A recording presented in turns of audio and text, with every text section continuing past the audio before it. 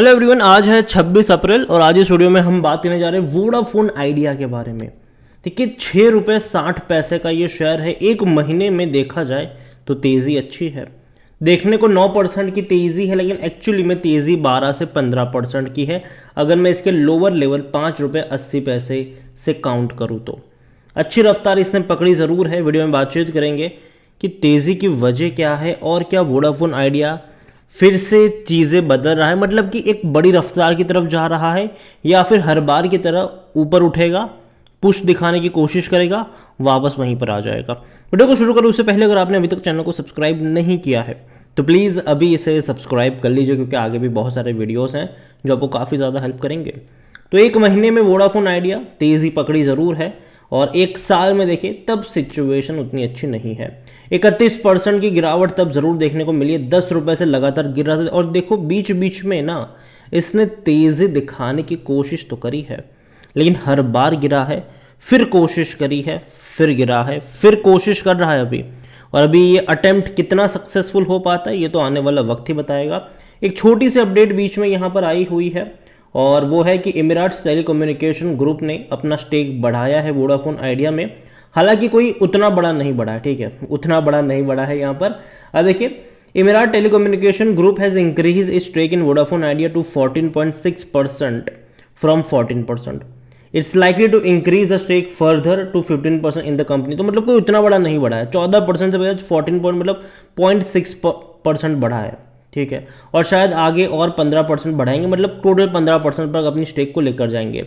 The news of the stake increase was reason why the stock of Vodafone India gain today, and Vodafone India stock is up by more than 4% today. आज Vodafone Idea में तेजी देखने को मिली थी।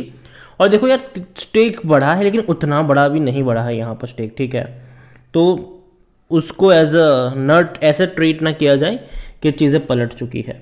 यहाँ पर आपको पता हो कि जब सरकार को इनको पैसा चुकाना था और शेयर गिरता जा रहा था, चला गया था 6 रुपये 40 पैसे पर, और जैसे ही खबर आई कि भैया इन्होंने डेट को इक्विटी में कन्वर्ट कर लिया, मतलब जो पैसा चुकाना था उसके बदले सरकार अब इक्विटी ले लेगी, बड़ा शेयर होल्डर गवर्नमेंट बन जाएगी, तो एक बड़ी तेज़ी आई। और जब ये तेज़ी आ रही थी, मेरे वीडियोस भी थे, मैंने तभी बनाया था, मैंने कहा था कि देखो मौका है उन लोगों के लिए जो लोग खरीद के फंसे हुए हैं, क्योंकि ये टेम्पररी जंप है, वापस गिरेगा। और बाद में आपको यहाँ पर गिरावट देखने को भी मिली है। अभी भी जो हो रहा है ना वो टेम्पररी पुश है, यहाँ पर वापस गिरेगा ये। और जहाँ तक बात है वोडाफोन आइडिया की वॉल्यूम्स, भैया बहुत अच्छे हैं। यहाँ पर बड़ी क्वांटिटी में शेयर ट्रेड हो रहा है, तकरीबन 17 करोड़ तक के वॉल्यूम्स हमें यहाँ पर देखने को मिले हैं वोडाफोन आइडिया में। बड़ी क्वांटिटी में आज शेयर ट्रेड होते नजर आए। इतना ही नहीं, कंपनी के बारे में देखें तो according to Moneycontrol user 12% लोग कह रहे हैं कि बेचो और भाग जाओ, 88% लोग कह रहे हैं खरीदारी करो। और देखो, अभी 2-3 दिन पहले एक और अपडेट्स यहाँ पर आई थी कि जो कुमार मंगलम बिरला है उन्होंने भी वोडाफोन आइडिया का ग्रुप, जो मतलब वोडाफोन आइडिया को ज्वाइन दोबारा से कर लिया है। पहले रिजाइन कर दिया था उन्होंने, ये कह के कि भैया वोडाफोन आइडिया बचने की सिचुएशन में नहीं है, और अगर जब तक गवर्नमेंट कोई इंटरफियर नहीं करती है, जब तक गवर्नमेंट की तरफ से कोई राहत नहीं मिलती है, वोडाफोन आइडिया नहीं बच सकता है, ये बोलकर उन्होंने रिजाइन किया था। और ये बहुत बड़ी बात थी तब, और तब शेयर टूट के बिखर गया था। तब वोडाफोन आइडिया का जो शेयर था ना वो सबसे लोवेस्ट प्राइस पे गया था तब, लेकिन वापस बाउंस बैक दिखा दिया था उसने, वापस अभी ये गिरता जा रहा है। तो अभी के वक्त में ये 2 बड़ी अपडेट्स है। पहली तो भैया कुमार मंगलम बिरला के वापस बोर्ड ज्वाइन करने को लेकर इंडिपेंडेंट डायरेक्टर के तौर पर, और दूसरी यहाँ पर एमिरेट्स टेलीकम्युनिकेशन की जो स्टेक बढ़ाई है उसको लेकर। हालांकि बहुत छोटी खबर है, बड़ी खबर तो कुमार मंगलम बिरला वाली ही थी यहाँ पर। अगर हम बात करें, रेवेन्यू में अच्छी रफ्तार थी, लेकिन उसके बाद क्या हुआ, 2021 और 22 में रेवेन्यू घटे, जबकि आरपूस बढ़े थे। घटने की वजह क्या थी, लोग छोड़ के जा रहे हैं, और ये सबसे बड़ा इश्यू है वोडाफोन आइडिया में कि सब्सक्राइबर जा रहे हैं छोड़कर इनको। आप देखोगे तो पिछले 5 क्वार्टर में रेवेन्यू में कोई खासा इम्प्रूवमेंट नहीं है, और प्रॉफिट तो है ही नहीं, भूल जाओ, बल्कि लॉस में बढ़ोतरी हो रही है। यहाँ पर काफ़ी बड़ी बढ़ोतरी है ये, क्वार्टर ऑन क्वार्टर इनका लॉसेस बढ़ता जा रहा है। और मैंने पहले भी कहा था कि देखो कंपनी कोशिश कर रही है फंड रेजिंग को लेकर, लेकिन 2-3 हज़ार करोड़ की फंड रेजिंग से काम नहीं चलेगा, इनको बड़ी फंड रेजिंग करनी पड़ेगी। कोई ऐसा ग्रुप का आना ज़रूरी हो, कोई ऐसे बड़े इन्वेस्टर का आना ज़रूरी है जिस पे लोग भरोसा कर पाए, ठीक है। और जब तक वो नहीं आता है, मेरे हिसाब से दिक्कतें ख़त्म नहीं होगी इतनी जल्दी वोडाफोन आइडिया के लिए। फंड रेजिंग एक लौती चीज़ है जो इनको बचा सकती है शॉर्ट टर्म के लिए, लेकिन किसी बड़े प्लेयर का आना ज़रूरी है। छोटे मोटे प्लेयर या छोटे मोटे फंड हाउस अगर ये पैसा जुटाएंगे या फिर खुद से भी कुछ पंप इन करेंगे तो उससे मुझे लगता है कि टेम्पररी ही ग्रोथ आएगा। जब तक कोई बड़ा प्लेयर नहीं आता कोई लॉन्ग टर्म ग्रोथ मेरे हिसाब से वोडाफोन आइडिया में नहीं बनेगा। कोई भी एनालिस्ट खरीदारी करने की बात नहीं कर रहा है यहाँ पर। जहाँ तक बात करें हम शेयर होल्डिंग की, तो दो ग्रुप का मर्जर था ये, वोडाफोन ग्रुप और आइडिया ग्रुप का मर्जर था ये, और दोनों की मिलाकर होल्डिंग बनती है 50.36% की होल्डिंग है उनकी। पहले 49.92% की होल्डिंग थी, अभी 50.36% की होल्डिंग है। जैसे कि मैंने कहा कि कुछ क्वांटिटी प्रमोटर ने भी खुद अपना स्टेक बढ़ाया था बाद में। 0.41% म्यूचुअल फंड्स के पास है, जो पहले हुआ करता था 0.51, इससे पहले हो था 0.97। तो देखा जाए तो भैया म्यूचुअल फंड लगातार बेच रहे हैं दिसंबर से लेकर अब तक। अगर हम देखें दिसंबर में 0.97 थी, बाद में फेब में 0.51 हुई, मार्च में वापस 0.41 हुई। डोमेस्टिक की बात अगर करें तो दिसंबर में 0.30% थी, बाद में 0.17, अभी भी 0.17 ही है। लेकिन सबसे बड़ी क्वांटिटी बेची है एफआईल्स ने।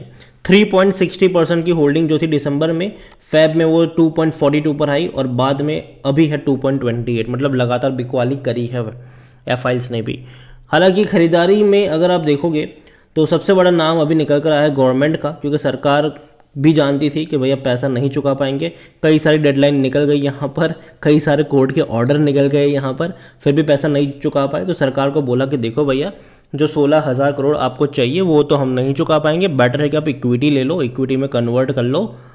और हुआ भी ऐसा। गवर्नमेंट अगर इक्विटी में कन्वर्ट नहीं करती तो पैसा निकालती कैसे इन लोगों से? अगर पैसा मांगते रहते कंपनी बर्बाद हो जाती, लेकिन पैसा नहीं मिलता इनको। तो सिंपल सी बात है, सरकार ने भी मजबूरी में किया है, ठीक है, वरना पैसा अगर देते तो इक्विटी कभी नहीं लेती गवर्नमेंट यहाँ पर। तो वही है कि अभी सबसे बड़े होल्डर अभी वही बन चुके हैं।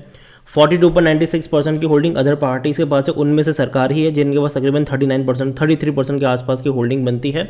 रिटेल इन्वेस्टर के पास 4.63% की होल्डिंग भी देखने को मिल रही है। देखिए वोडाफोन आइडिया मैं कहूँगा कि डेफिनेटली कुछ छोटी मोटी खबरें आई है जो कि अच्छी है कंपनी के लिए। इनके क्वार्टरली रिजल्ट्स के ऊपर भी नज़र होनी चाहिए, लेकिन लॉन्ग टर्म का आउटलुक मुझे उतना अच्छा नहीं लगता है। हालांकि अभी तक डेट सामने नहीं आई है कि मार्च क्वार्टर के रिजल्ट्स कब आएंगे। जैसे ही आएगी डेफिनेटली हम उसके बारे में भी बातचीत करेंगे।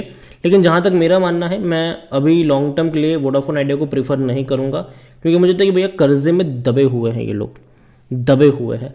2 लाख करोड़ का कर्जा है इनके ऊपर, जिनमें से बैंक्स का भी कर्जा है, जिनमें से भैया बॉन्ड्स वगैरह भी का है। इसके अलावा कई लोगों को पैसा चुकाना है, इंडस टावर को भी चुकाना है, नोकिया को भी चुकाना है, और दूसरी तरफ 5G को भी रोल आउट करना है। और पैसा नहीं है तो 5G को भी रोल आउट करने में दिक्कत है, ये नहीं करेंगे तो बाकी के लोग आगे निकल जाएंगे इनसे, जियो और एयरटेल, और वैसे भी इनके सब्सक्राइबर कम होते ही जा रहे हैं।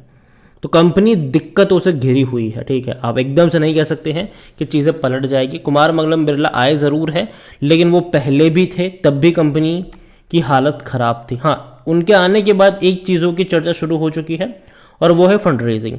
शायद फंड रेजिंग की चर्चा शुरू हो चुकी है, लेकिन जब वो थे तब भी फंड रेजिंग की चर्चा हो रही थी, मतलब कुछ हो रही थी, लेकिन फिर भी फंड रेज हो नहीं पाया। तो अभी देखते हैं कि फंड रेजिंग के लिए कोई आगे आता भी है कि नहीं। और जब तक तो कोई बड़ा इन्वेस्टर नहीं आता यहाँ पर, मैं कहूँगा हाथ मत डालना। लेकिन हाँ, ये जो तेज़ी आ रही है बीच बीच में खबरों के चलते, वो मौके हैं उन लोगों के लिए जो खरीदारी करके फंसे हुए हैं, उनके लिए मौके हैं प्रॉफिट लेके निकलने के, या फिर एटलीस्ट निकलने के। फ्रेश बाइंग की रिकमेंडेशन मेरी यहाँ पर नहीं है। देखो, मैं मानता हूँ कि वोडाफोन आइडिया के जो सर्विसेज है वो अच्छी हो सकती है, आपको पसंद आ सकता है वो टेलीकॉम नेटवर्क, लेकिन फाइनेंशियली अगर हम देखें, एज अ स्टॉक इन्वेस्टर अगर हम देखें, तो कहीं ना कहीं उतना प्रेफरेबल ये अभी लग नहीं रहा है। जब तक चीज़ें पलटती नहीं है तब तक। अगर चीज़ें पलट जाती है तो डेफिनेटली हम उसके बारे में भी बात करेंगे, तब हम पॉजिटिव चीज़ों के बारे में भी डिस्कस करेंगे। लेकिन ऐसा कुछ होना भी चाहिए यहाँ पर, ठीक, कोई बड़े इन्वेस्टर का आना चाहिए यहाँ पर, या फिर क्वार्टरली रिजल्ट्स में थोड़ा सा इंप्रूवमेंट दिखना चाहिए। जब तक ये चीज़ नहीं दिखती है मेरे हिसाब से अवॉइड करिए। बाकी की मर्जी आपकी है। वीडियो को यहीं पे एंड करूँगा। पसंद आया हो तो लाइक करो, शेयर करें। चैनल पर अगर पहली बार हैं तो प्लीज़ सब्सक्राइब करें। और वोडाफोन आइडिया के बारे में आप क्या सोचते हैं वो भी आप मुझे कमेंट में लिख कर बता सकते हैं। Thank you.